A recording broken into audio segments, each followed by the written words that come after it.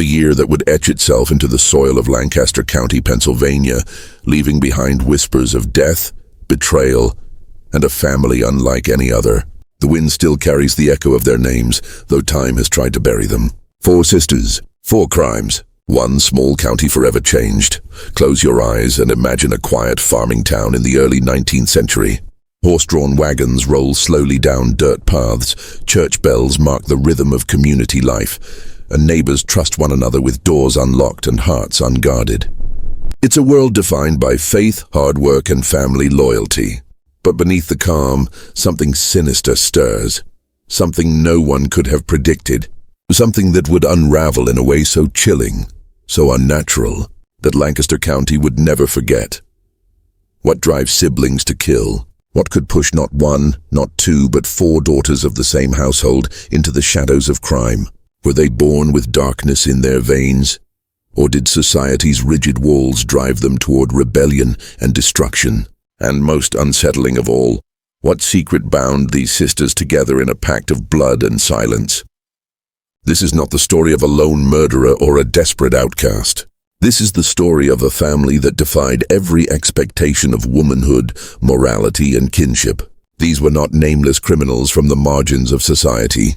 They were sisters raised under the same roof, carrying the same blood, yet carving 4 separate paths of violence.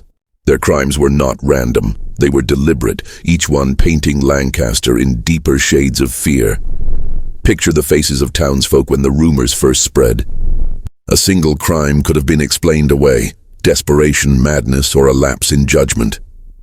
But then came another, and another, until the pattern became undeniable. Each crime bore the unmistakable mark of a sister's hand. By the 4th, the county was no longer whispering. They were shouting in outrage, trembling in fear, and demanding justice. The year 1837 was no ordinary chapter in history. Across America, social upheaval was stirring. Abolitionist movements gaining traction, whispers of industrial progress reshaping the economy, and traditional ways of life being questioned. Yet here, in Lancaster County, none of that mattered as much as the terror growing inside one family's name.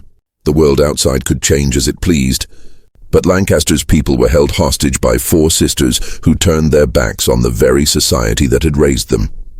Their story reads almost like a Gothic novel, except every word is rooted in truth.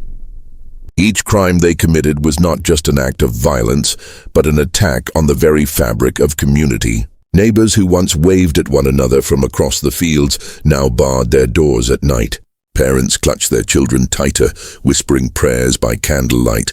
For the first time, Lancaster County realized that evil could be born within their own homes, nurtured by bonds of family rather than broken by them. And so we ask again, what secret bound these sisters together? Was it hatred passed through blood, a hidden pact forged in childhood shadows?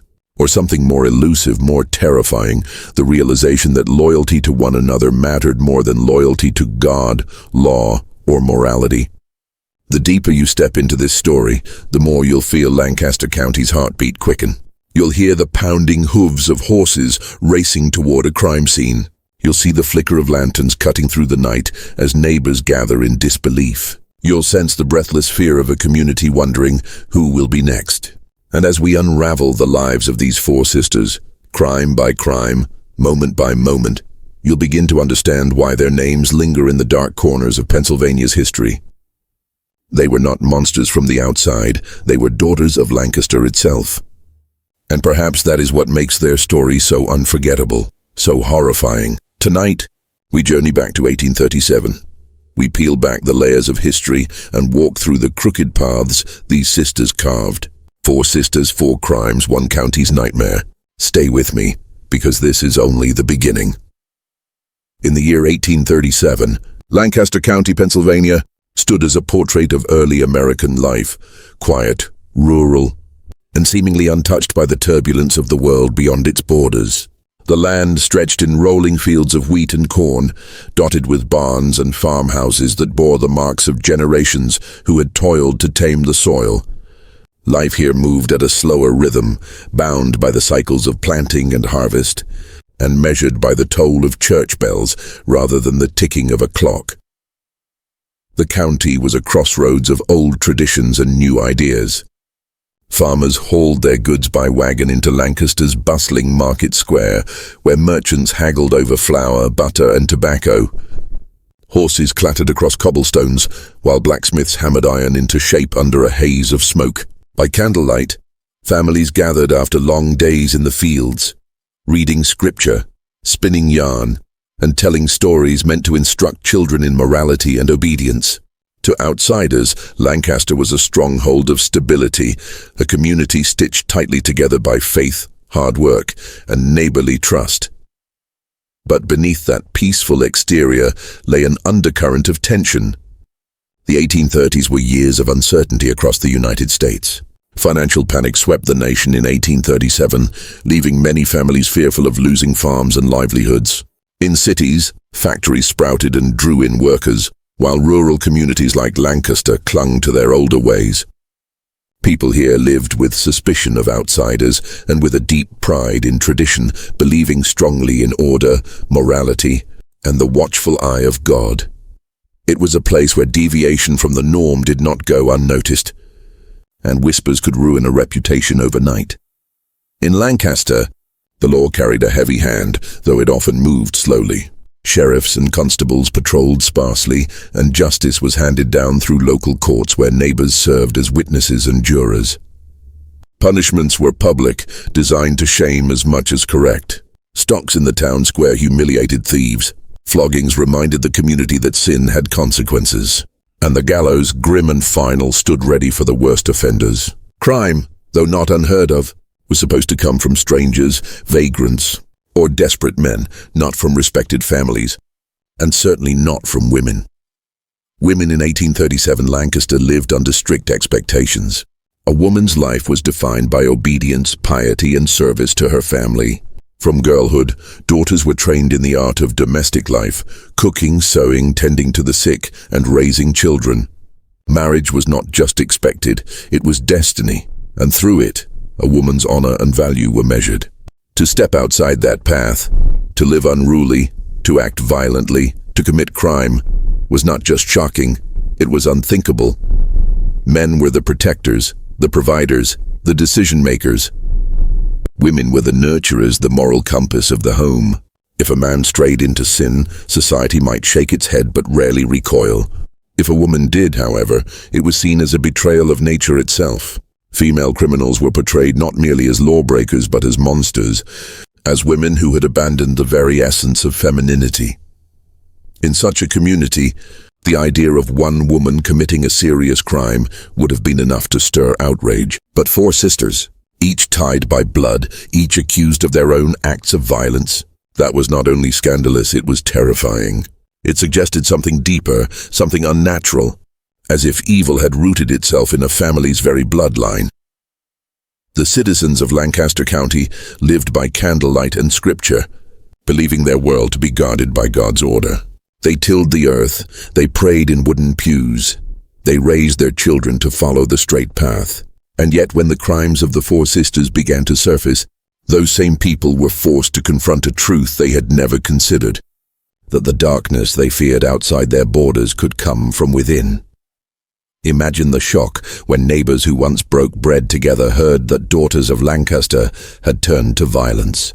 Imagine the hushed voices in church pews, the fearful glances exchanged in the marketplace, the sense that something unholy had touched their town. The justice system built to handle thieves and drifters was suddenly tested by a crime wave born of its own community, and worse still, by women. This was Lancaster in 1837. A county bound tightly by tradition, faith and law, only to be shaken by a series of crimes no one could have predicted. Against the backdrop of wagons and wheat fields, where every face was familiar and every family accounted for, four sisters would step into infamy.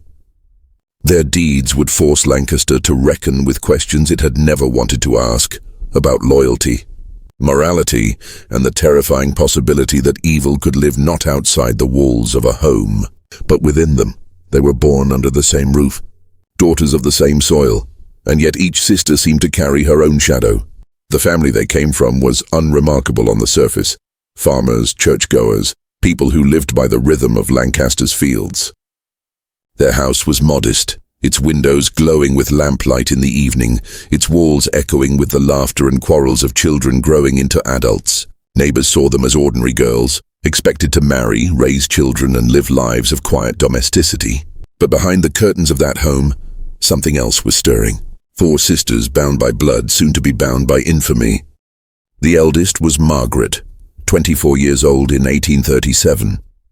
Margaret carried herself with authority, her chin always a little higher than her sister's, her voice a touch firmer.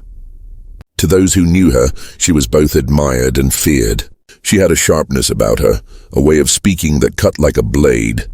In church, she sat with hands folded neatly, eyes cast down in practiced piety. Yet when she spoke at home, her words carried weight, often silencing the younger girls. Margaret's strength made her the anchor of the family.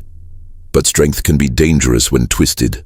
Her crime would one day reveal how far she was willing to bend others to her will. Then came Catherine, just 2 years younger. Catherine was known for her beauty, her dark hair braided neatly, her features soft and striking. She was the kind of girl neighbors whispered about, not for scandal, but because she seemed destined for a fortunate marriage.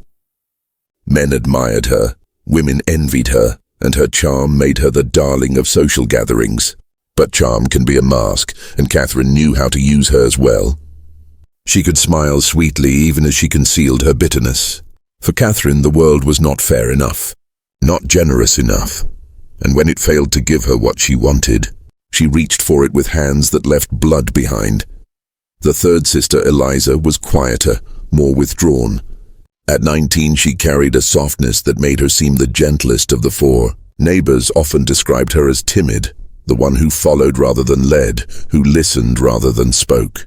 But silence can be dangerous too. Eliza's quiet nature gave her the air of innocence, yet it also meant her darkness went unnoticed until it was too late. While Margaret commanded and Catherine charmed, Eliza lingered in the background, waiting, watching. When her moment came, she acted with a cold efficiency that stunned everyone who thought they knew her. And then there was the youngest, Sarah. Barely 17, Sarah was still on the edge of girlhood when whispers of her cruelty began to surface. Unlike her sisters, she did not bother with masks. Sarah was restless, fiery, and impulsive. She spoke too quickly, laughed too loudly, and quarreled openly with anyone who crossed her. Where Margaret schemed and Catherine manipulated, Sarah erupted. She was the rawest of the 4, a storm that refused to be tamed. It was Sarah's actions more than any of the others that convinced the townspeople that the family carried a curse, that no ordinary upbringing could produce such venom in a daughter. Together, the sisters formed a strange constellation, each one so different. Margaret the leader, Catherine the beauty, Eliza the shadow, Sarah the storm, yet bound by something invisible. They knew one another's secrets, they covered for one another's mistakes, and when one crossed the line, the others were never far behind. It was as if their lives were a single thread of fate, each sister pulling the other deeper into darkness.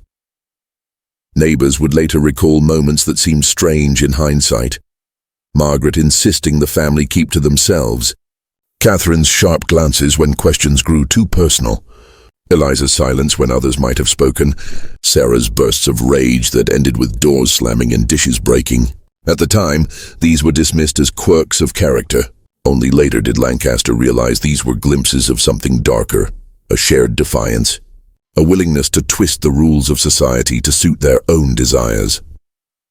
In a world where women were expected to be meek, submissive, and pure, the 4 sisters were everything their society feared but never dared to imagine. They were clever, willful, and united in ways no one could quite explain. Whether it was loyalty, resentment, or some unspoken pact, they seemed to move together, each crime echoing the other. Their bond was not merely sisterhood, it was complicity. It is this bond that haunts Lancaster's memory. For while each sister carried her own motive, her own darkness, none of them stood alone. Margaret's commanding presence, Catherine's manipulation, Eliza's quiet precision, Sarah's fiery recklessness. They were 4 sides of the same blade. And when that blade fell, it cut not only their victims but the very heart of the county that had raised them. Even now, when their story is retold, it is not just the crimes that chill the blood, but the unity of the sisters themselves. To imagine one woman killing is unsettling. To imagine four, bound by the same blood in the same roof, is something far more disturbing. It suggests a secret that may never be fully uncovered. A darkness that lived in the marrow of their family, uniting them in a legacy Lancaster County would never forget. It began quietly, almost too quietly, as if the county itself didn't want to acknowledge what had happened.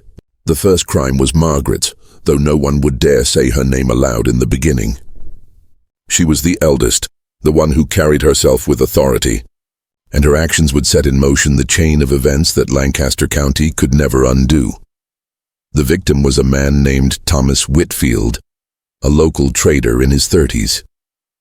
He was known for his sharp dealings in the marketplace, buying low, selling high, always with an eye for profit.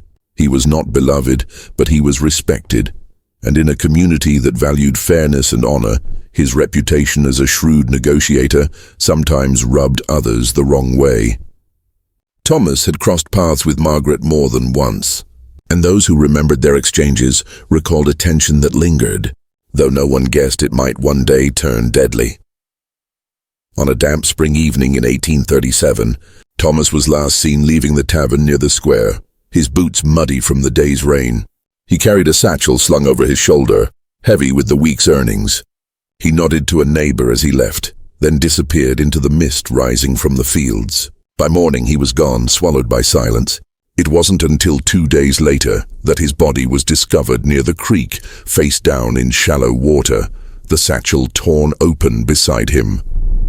His head bore the mark of a brutal blow, and though his money was missing, the violence seemed too personal to be simple robbery. Rumors spread quickly. Some whispered that bandits had passed through the county. Others claimed Thomas had been targeted for debts or grudges. But a few, those who had sharper eyes, began to notice Margaret's sudden change. She had always been composed, precise in her manner, but in the days after Thomas's death, her calmness felt unnatural, forced. She avoided the market, kept to the shadows, and when neighbors asked polite questions, her answers came too quickly, too rehearsed. The truth, as it later came out, was that Margaret had arranged to meet Thomas on the night of his disappearance. She had convinced him there was business to discuss, an opportunity he could not ignore. Perhaps it was a deal, perhaps a promise of gain. Whatever bait she dangled, it was enough to draw him into the dark fields by the creek. There, with the weight of a farm tool concealed beneath her cloak, she struck him down with a single blow. The method was brutal but efficient, leaving little room for struggle. Margaret was not reckless. She had planned it, rehearsed it, and carried it out with chilling precision. Why? That was the question Lancaster could never agree upon. Some said it was money, that Margaret had grown resentful of her family's modest means and saw in Thomas an easy target. Others believed it was pride, a lingering feud born from insults exchanged in the marketplace. And still others whispered of something deeper, something hidden between them, a betrayal or secret that Margaret carried to her grave. Whatever the truth, Margaret's act was more than murder. It was a statement, a break with the order that held Lancaster together. When Thomas's body was carried back into town, the atmosphere shifted. Men shook their heads. Women clutched their shawls tighter and children were ushered away from the site. The county had known loss before. Accidents and illness were common, but this was different. This was violence, calculated, deliberate, and committed not by a passing stranger, but, it seemed, by someone within their own. Fear crept into conversations. Doors that had once been left unlocked were now bolted at night. Farmers walking home from the market carried lanterns and kept watchful eyes on the shadows. And then came the whispers. Margaret had been seen near the creek that evening. Margaret had argued with Thomas weeks before. Margaret's calmness, her stiff composure, was not the mark of innocence but of guilt. The whispers spread like fire through dry grass, growing with each retelling, until even the walls of the church could not contain them. Still, no one dared confront her directly. She was the eldest daughter of a respected family, and to accuse her was to accuse the bloodline itself. For weeks, Suspicion simmered beneath the surface. The sheriff investigated, questioning neighbors, tracing Thomas's last steps, but evidence was thin, and Margaret's silence was impenetrable. There were no witnesses, no confession, only whispers. In a county that thrived on reputation and honor, those whispers were enough to stain her name, even if the law could not yet touch her. Looking back, the people of Lancaster would say the first crime cracked something open, like the first fracture in a dam. It revealed what no one wanted to admit: that evil could live within their midst, wearing the face of someone familiar, someone trusted. And once that crack appeared, the flood that followed would drown them all. Margaret's crime was not the end, but the beginning, the spark that would ignite the fire. The county buried Thomas Whitfield in the churchyard, his grave marked with a simple stone, but his death lingered like a shadow, a reminder that Lancaster's peace had been broken. And as the sisters went on with their lives, carrying their secret between them, the people waited uneasily, sensing, though they could not yet prove, that the darkness was not finished with them. Not yet. Summer had just begun to warm the fields when Lancaster felt its second wound. The air was heavy with the scent of ripening grain, the days long and bright, and yet a shadow was already creeping into the heart of the county. People had not forgotten Thomas Whitfield's death. Whispers about Margaret still hovered at the edges of every conversation, but life as it does had begun to move forward. Markets opened, church bells rang, children played in the dust of the roads. It almost seemed as though Lancaster might swallow the horror and carry on. Then Catherine struck, and the illusion of peace shattered once more. Her victim was not a man of business or a wandering stranger, but someone closer, someone who had walked into her life willingly. His name was Samuel Carter, a young farmer's son with an eye for beauty and a reputation for charm. He had courted Catherine openly, bringing her flowers, walking her home after gatherings, and speaking of marriage in a tone that suggested certainty rather than hope. To the outside world, it looked like the perfect match. Samuel with his strong hands and ready smile, Catherine with her grace and allure. Neighbors whispered of wedding bells, of the prosperity such a union might bring, but behind closed doors, Catherine's heart was restless. Catherine had always believed she deserved more. She craved finer things, silks, jewels, the thrill of admiration beyond the borders of Lancaster. Samuel offered devotion, but devotion was not enough. His farm was modest, his prospects simple, and Catherine saw in him not a partner but a limitation. What she wanted was freedom, what she saw was confinement, and Catherine had never been one to accept less than she believed she was owed. On a warm evening in July, Catherine asked Samuel to meet her by the edge of the Carter farm. The fields shimmered under the last light of day, and the crickets had begun their steady chorus. Samuel went eagerly, his heart light with anticipation. Perhaps he thought she would finally agree to marry him. Perhaps he believed she would confess love in words as soft as the summer wind. What he found instead was death.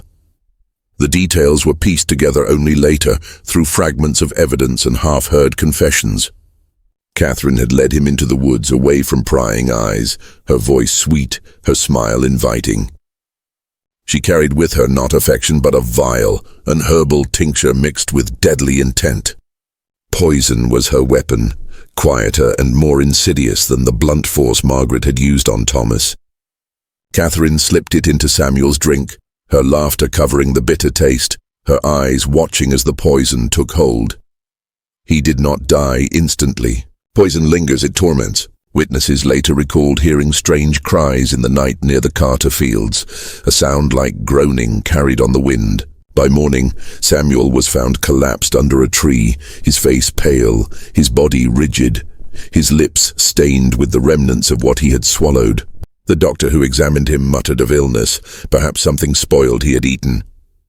But the whispers began almost immediately. 2 deaths, so close together. 2 lives cut short in the prime of youth. Lancaster had endured tragedy before, but this felt different. Too pointed, too deliberate. And once again a sister's name surfaced. Catherine, the one who had been seen walking with Samuel that evening, the one whose tears at his funeral seemed oddly measured, her grief too polished, too practiced. People remembered how quickly she had moved on from his death, How little she seemed to shrink beneath the weight of loss. The similarities to Margaret's crime were undeniable. The suddenness, the secrecy, the personal connection. But the differences were just as chilling. Where Margaret had used brute force, Catherine had chosen poison, calculated, hidden, intimate. It spoke of cunning, of patience, of a desire not only to kill, but to control the very manner of death. Lancaster's people began to murmur of patterns, of curses, of something unnatural coursing through the veins of these women. And though no sheriff could prove Catherine's hand in Samuel's death, suspicion gnawed at the community. It was too much coincidence, they said, too much tragedy circling the same household. Once his misfortune, twice as a warning. What would a third mean? The fear grew louder than the facts. Women crossed the street to avoid passing the sisters. Men muttered in taverns about witchcraft, about bloodlines tainted with madness. Families who had once welcomed the girls into their homes now barred their doors. It wasn't just that crimes had been committed. It was the sense that something darker, something invisible, tied these deaths together. Margaret's blow, Catherine's poison, two methods, two motives, yet one unbroken chain, and still the sisters kept their silence. Margaret carried herself as if nothing had happened. Catherine continued to wear her smiles like a mask, and Eliza and Sarah lingered at their sides, watchful and quiet. To see them together was to feel the chill of conspiracy, a sense that their bond was unshakable, their secrets tightly sealed.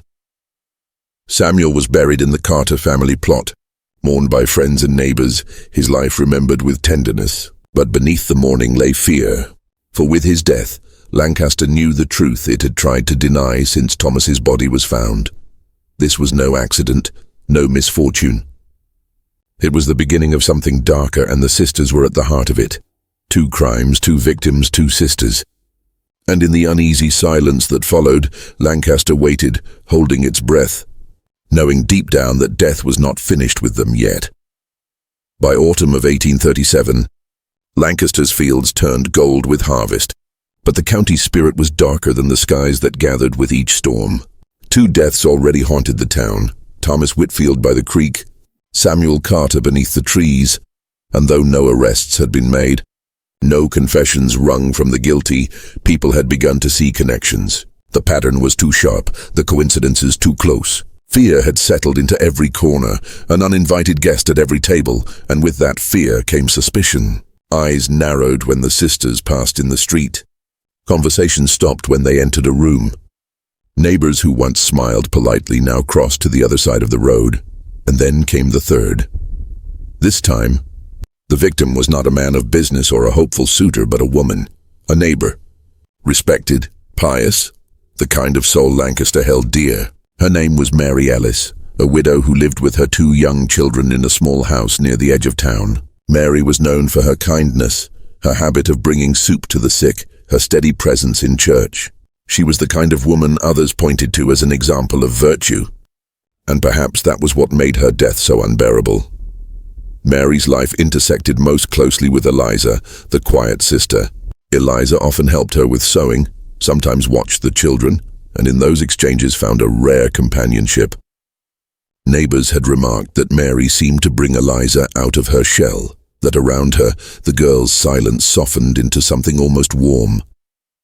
But whatever light Mary offered, it was not enough to hold back the shadow that had already seeped into Eliza's heart. The details of that October evening remained murky, stitched together from fragments of testimony. Mary had invited Eliza into her home to help mend garments for the winter. The children played at their feet, the fire crackled low, and the scene might have seemed the very picture of domestic peace. But something passed between them that night, some quiet fracture. Later some claimed it was jealousy, that Eliza envied Mary's strength, her reputation, her unshakable place in the community. Others whispered of resentment, that Mary, with her gentle guidance, had once rebuked Eliza, and the sting of shame had festered in silence. Whatever the reason, Eliza's hand moved with deadly intent. Mary was found the next morning by her children, lying motionless near the hearth, her face pale, her throat marked by bruises. It was not poison this time, Not a weapon, but strangulation. Intimate, deliberate, requiring both time and resolve. A death by hands that lingered until the last breath left her body. The children's cries brought neighbors rushing in, and soon the widow's home filled with the sound of weeping, prayers, and outrage. This was the breaking point for Lancaster. One death might be explained, two might raise questions, but three in a single year, each tied in rumor to the sisters, was too much to ignore. Law enforcement, until then hesitant to challenge respected families without clear proof, began to act. The sheriff questioned Eliza, his voice stern, his gaze searching for cracks in her composure. She answered softly, her words measured, her eyes lowered. And though she denied any part in Mary's death, suspicion clung to her like a second skin. Witnesses came forward with memories. Eliza leaving Mary's house late that night, her expression unreadable. Eliza buying cloth earlier in the week, though she claimed she had none to mend. Each detail added weight, and though no single piece was enough to convict, together they painted a picture Lancaster could not ignore. The townsfolk no longer whispered, they spoke openly. In taverns, in churches, in the marketplace, the story spread, first Margaret, then Catherine, now Eliza. This was no coincidence. This was not fate's cruel hand. It was something darker. A pattern too precise, as though the sisters were bound by an oath no one else could hear. Some called it madness, a sickness that had infected the bloodline. Others whispered of witchcraft, of unholy pacts made in secret. Mothers clutched their children tighter when the sisters passed, as if their very presence carried danger. The fear reached fever pitch when Mary's funeral filled the church to bursting. Her coffin lay at the front, her children sobbing in the pews, while eyes darted toward the sisters, sitting stiffly in their seats. Margaret with her chin held high, Catherine with her carefully composed sorrow, Eliza with her quiet face unreadable, and Sarah with her restless glances. The congregation shifted uneasily, caught between grief and dread. It was as if the sisters were no longer daughters of Lancaster, but specters haunting its soul. Law enforcement grew bolder, yet still they hesitated. Without witnesses, without confessions, the law's hands were tied. But the people of Lancaster no longer needed verdicts to believe what their hearts already knew. This was not chance. This was not a series of unrelated tragedies. The sisters were linked, their crimes threaded together like beads on a single string. And so the county waited, holding its breath once more. They feared the next victim, feared who might fall when the pattern struck again. Some families spoke of leaving Lancaster altogether, abandoning the soil their ancestors had worked for generations. Others grew hard with anger, demanding justice, warning that if the law would not act, the community itself would. But the sisters remained silent. They moved among the people with their same unsettling calm, their bond unbroken. Margaret still commanded, Catherine still charmed. Eliza still lingered in shadow, and Sarah burned with restless energy, her eyes alight with something dangerous. The third crime had made it undeniable. Lancaster was trapped in a story it could not control. Fate, madness, or pact, whatever the truth, the county braced for the final act, knowing deep down that death was not finished with them. Not yet. It came in the dead of winter, when the land lay silent beneath frost, and the nights stretched longer than the days. Snow blanketed Lancaster in a deceptive purity, a white veil over a county already torn by whispers and dread.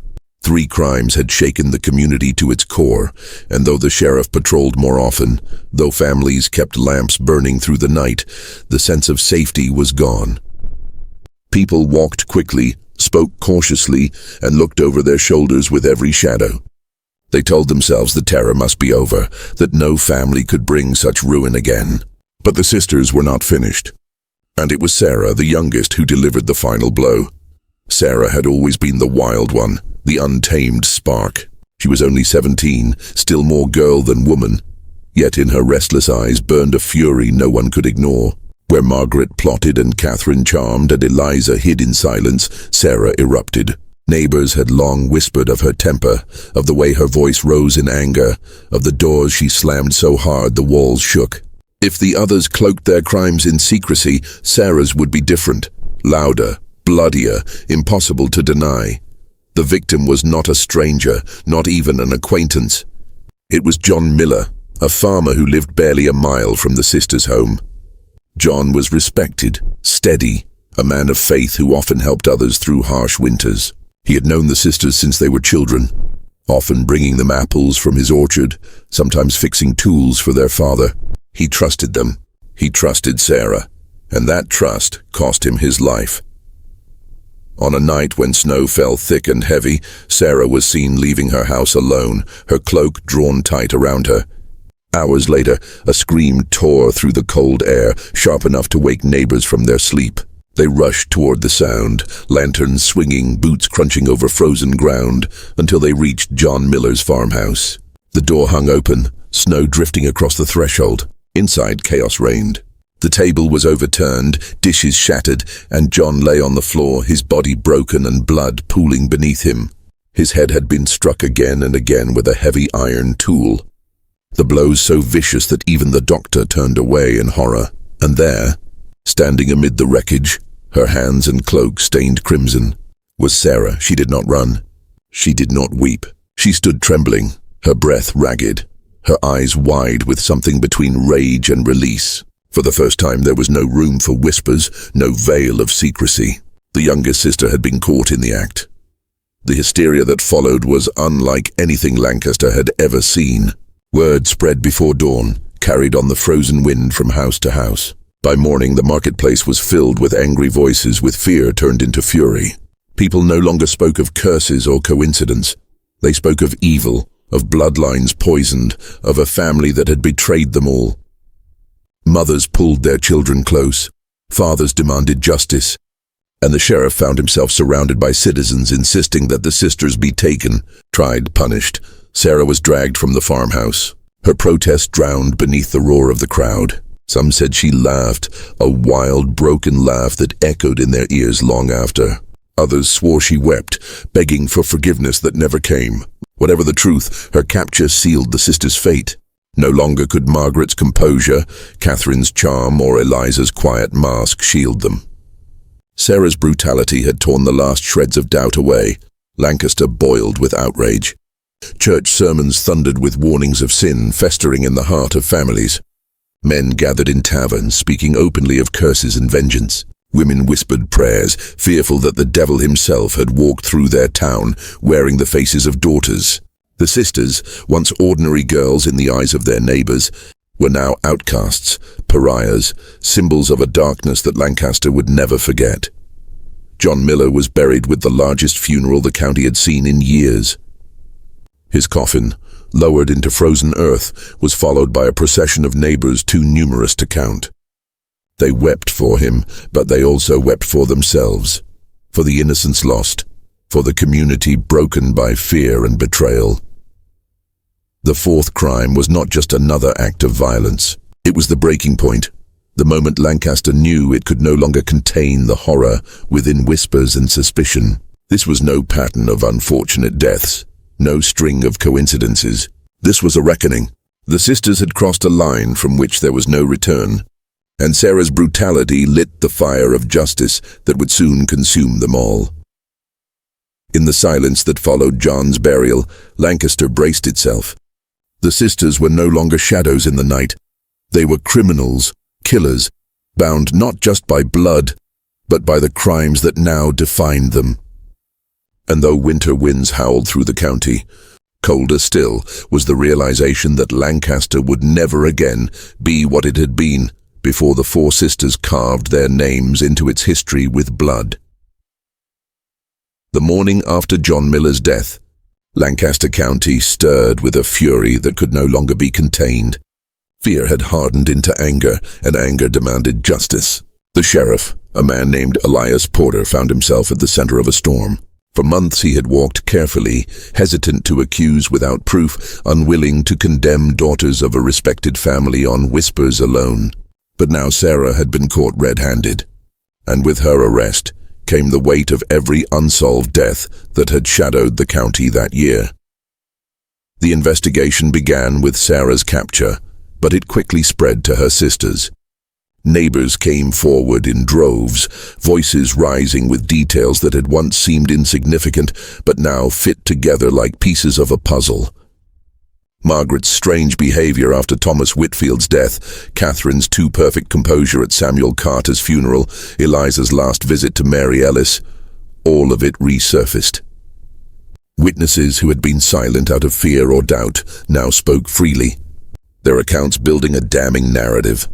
Sheriff Porter visited the sisters' home, his boots heavy on the wooden steps, his lantern throwing long shadows against the walls. Inside, he found Margaret seated calmly by the hearth, her hands folded as though she had been expecting him. Catherine stood nearby, her face pale but carefully composed. Eliza lingered in the corner, silent as always, her eyes fixed on the floor. The air was thick with tension, as if the walls themselves held their breath. One by one they were taken into custody, their wrists bound, their heads held high or bowed low. Depending on which sister you looked at, the jail in Lancaster was a crude structure, its cells cold and unforgiving. The sisters were separated, each placed alone, their voices muffled by stone and iron. Interrogations began almost immediately. Sheriff Porter, along with the county magistrate, pressed them for answers, circling the same questions. Where were you on those nights? What did you know? What had you done? Margaret denied everything, her words firm, her tone unshaken. Catherine wept at first, insisting on her innocence, then turned to Charm, trying to persuade her questioners with soft smiles and pleading eyes. Eliza said little, her silence more damning than any admission. And Sarah, wild, restless Sarah, shifted between defiance and despair, her temper flaring in bursts that filled the stone halls with her cries. It was Sarah who cracked first. The weight of her crime, the cold of her cell, the relentless questioning broke her resolve. She confessed, not fully, not clearly, but in fragments. She admitted striking John Miller, though she spoke of rage, of confusion, of voices in her head that she could not silence. Her words spilled out in jagged bursts, enough to confirm what the community already believed. She had killed him, and she had done so knowingly. Once Sarah spoke, the fragile bond between the sisters began to unravel. Catherine, desperate to save herself, turned her charm against her own blood. She whispered to the sheriff that she had long suspected Margaret, that it was Margaret who pulled the others into darkness, that she herself had been too weak to resist. Her confession was not an admission of guilt, but a performance of victimhood, painting herself as a pawn in a game orchestrated by her elder sister. Eliza followed in her own way. Though she never admitted to killing Mary Ellis, her silence shifted into trembling words that hinted at knowledge, at complicity. She spoke of being trapped, of being unable to escape the shadow of her family, of choices she could not undo.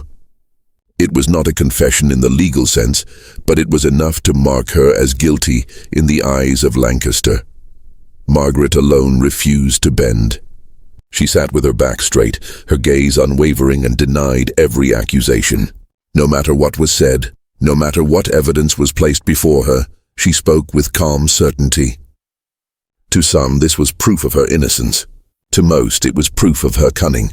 She was the architect, they whispered, the one who bound the others to her will, the one who held the family in her grip until even murder seemed inevitable. The court system of 1837 was ill-prepared for such a case. Women rarely stood accused of serious crimes, and when they did, juries often hesitated to convict. The idea of a woman committing murder challenged every assumption of gender and morality. Yet Lancaster's outrage was too great to ignore.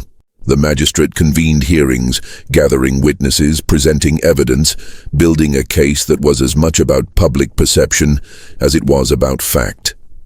Testimonies stacked one upon another. Neighbors recalled Margaret's sharp words to Thomas, Catherine's cold indifference after Samuel's death, Eliza's presence in Mary's home that final night. And then there was Sarah's own confession, jagged though it was, standing as the anchor of the prosecution. The sisters' unity had always been their strength, but now their betrayals of one another became the very rope tightening around their necks. Lancaster watched it all with bated breath. The jailhouse steps became a gathering place, the courthouse a theater of dread. People came from miles away to hear the proceedings, to see with their own eyes the daughters who had become symbols of evil. Mothers held their children close as the sisters were led through the streets, their faces pale in the winter light, their footsteps echoing against the cobblestones. By the time the interrogations ended, Lancaster was convinced.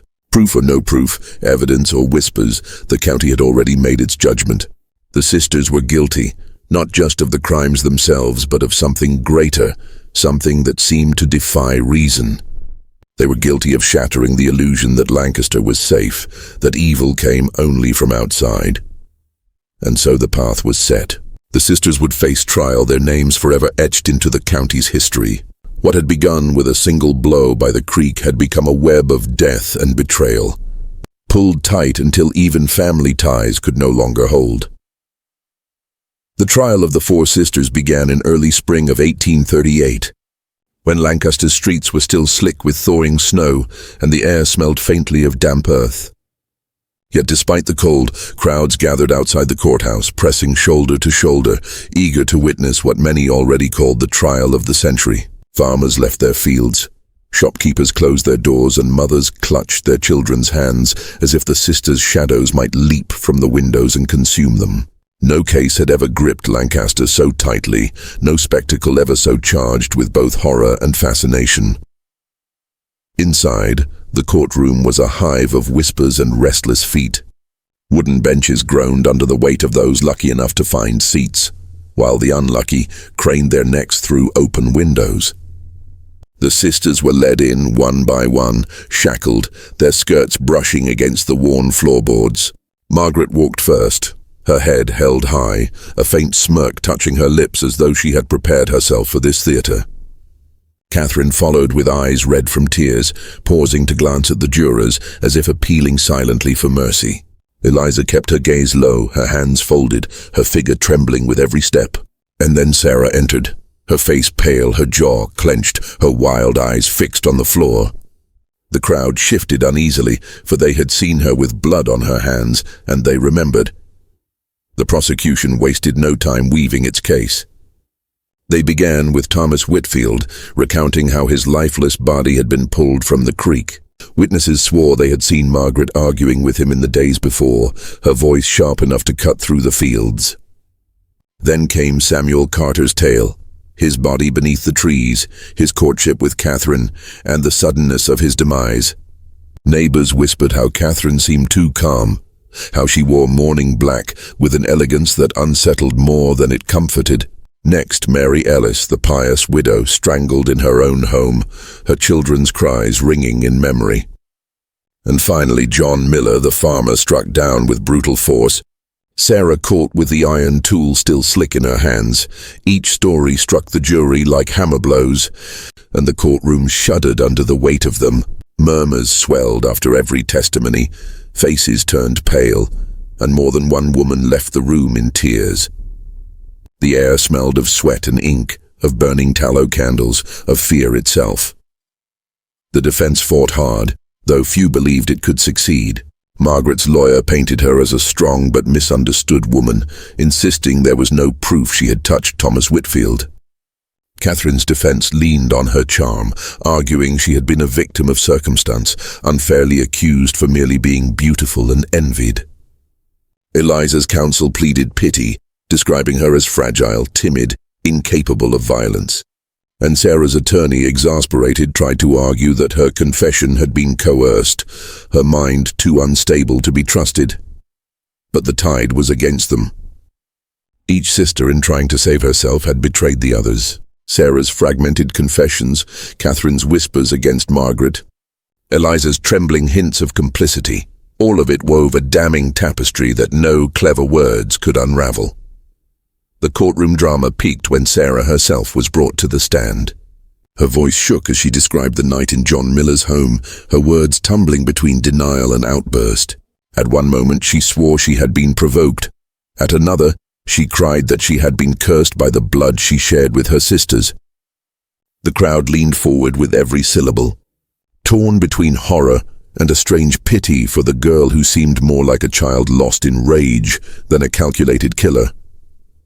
Margaret refused to testify, sitting stone-faced, her silence a defiance that only deepened the jury's suspicion. Catherine wept openly, though some jurors shifted uncomfortably, as if sensing the performance beneath her tears. Eliza spoke briefly, her words broken, her tone heavy with resignation, and in that moment even the judge looked away, as though unable to bear her frail sorrow. When the closing arguments were finished, Lancaster held its breath. The jury deliberated for hours, though most believed the verdict had been written the moment Sarah's bloody hands were seen. Finally, as torches flickered outside and the crowd pressed closer, the jurors returned. The courtroom fell into a silence so deep it seemed the very walls listened. Guilty. One by one the words rang out. Guilty for Margaret, guilty for Catherine, guilty for Eliza, guilty for Sarah. The sisters stood together for the first time since their arrest, 4 figures bound by blood, and now by judgment. Catherine collapsed in tears, Sarah shouted in rage. Eliza closed her eyes as if surrendering to the inevitable, and Margaret only smiled faintly, as if she had expected nothing less. The sentencing was swift. Hanging. All 4 sisters would face the gallows, their crimes too grave for any other punishment. Gasps rippled through the crowd, some out of satisfaction, others out of horror. To execute one woman was rare enough, but 4 sisters together, it was unheard of. Yet Lancaster demanded no less. The aftermath tore through the county like a storm. Some felt relief, believing justice had been served at last. Others wept, not for the victims but for the daughters who had strayed so far into darkness. Preachers thundered sermons about sin and judgment, warning parents to guard their households against corruption. Children whispered the story of the sisters at night, shivering with both fear and fascination. And so, Lancaster's fate was sealed alongside theirs. The sisters, once ordinary young women, became legend, symbols of both horror and tragedy. Their names would be remembered not with fondness but with dread, etched into history as the killers of Lancaster County. Lancaster County never fully recovered from the shadow cast by the 4 sisters. Even years after the gallows creaked and their bodies were lowered into the earth, their story lingered like a scar across the county's memory. People spoke their names in hushed tones, never too loudly, as if to say them outright might summon their restless spirits back from the grave. Their crimes became a kind of folklore, whispered to children as warnings, repeated by travelers as cautionary tales, etched into the oral history of Pennsylvania. 4 sisters, 4 crimes, one small county forever changed, an echo that has not faded with time. What made their story so haunting was not only the brutality of their acts, but the intimacy of them. These were not strangers lurking in the night or bandits sweeping in from the wild frontier. These were daughters of Lancaster, girls who walked its streets, who sang its hymns, who carried baskets to its market. They were supposed to represent the innocence and promise of youth, the virtues of family and faith. And yet within them, something darker festered. Whether madness, malice, or some twisted bond, no one could ever truly agree.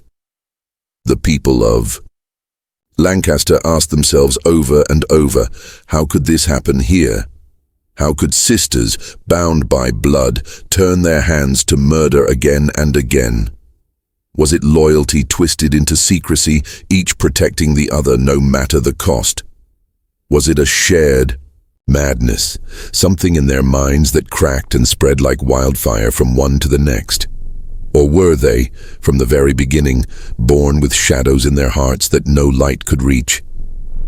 The truth was never clear, and perhaps that is why the story endures.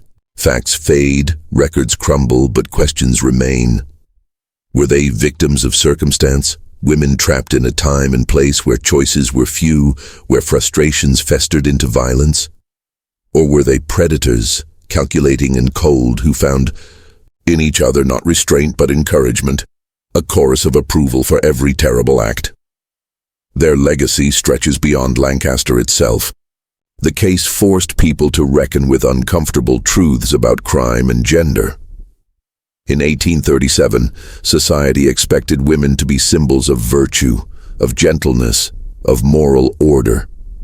To see them as killers, to watch them stand trial, to watch them die by rope, it shattered illusions. It revealed that darkness knows no gender, that evil wears many faces, and that sometimes the most terrifying monsters are the ones we least expect. And yet, woven into the horror is tragedy. Because for all their cruelty, the sisters were also young.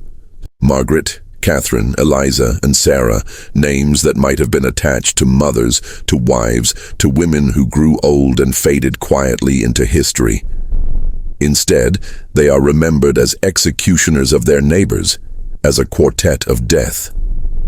Lancaster could never decide whether to fear them, hate them, or mourn what they could have been if their lives had taken a different path. That duality, the horror and the sorrow, is what keeps their story alive. It is what unsettles us still. We want to believe that family protects us, that loyalty is sacred, that sisters are bound by love. But in Lancaster's case, family became the forge of violence, loyalty became silence, and sisterhood became complicity. What should have been a bond of protection turned into a pact of blood. As we look back nearly 2 centuries later, we cannot help but ask ourselves the same haunting questions. What drives siblings to kill? Was this fate, or choice, or something beyond human understanding? Were these women victims of the world around them? Or were they born with a darkness that no circumstance could excuse? And if blood itself could bind them to such acts, what does that say about the power of family, the power to nurture, but also the power to destroy? The story of the 4 Sisters of Lancaster is not just a tale of murder, it is a mirror reflecting our deepest fears about what human beings are capable of when love twists into something unrecognizable. It reminds us that history holds secrets darker than fiction, that the past is filled with crimes that still whisper to us across time, demanding we remember. And so, their story passes now to you.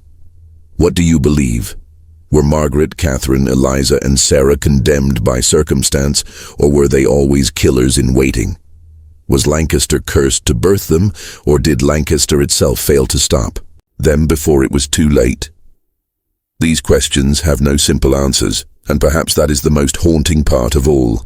If you found yourself captivated by this forgotten true crime, if you want to uncover more tales lost to history, stories of betrayal, madness, and darkness hidden beneath the ordinary, then do not let this be the last time we walk together into the past. Like this video, share it with those who dare to listen, and subscribe for more journeys into the shadows of history. Because stories like this remind us that the past is never truly gone. It lingers, waiting, watching, whispering through time. And somewhere in Lancaster County, beneath the soil and the silence, the 4 sisters wait still.